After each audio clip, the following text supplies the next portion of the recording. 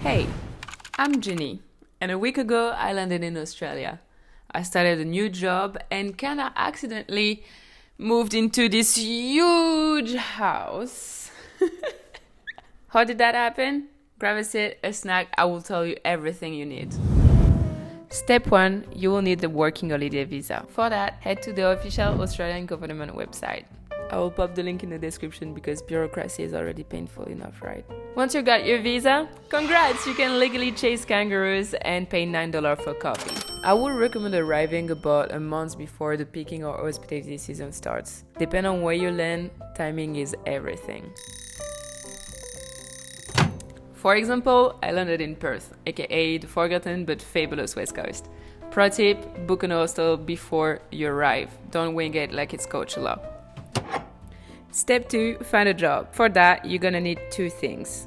Wikifarm, not free but worth it.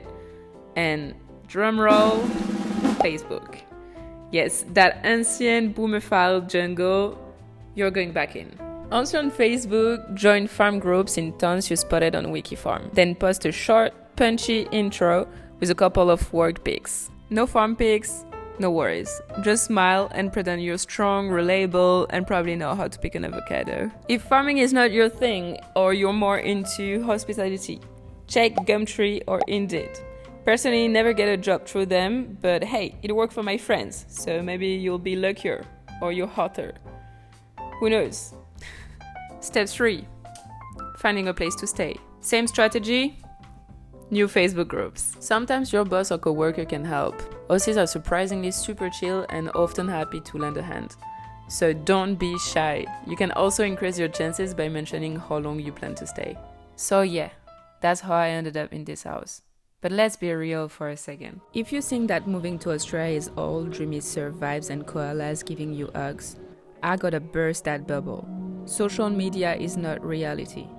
My life here, honestly just as boring as it was back in France.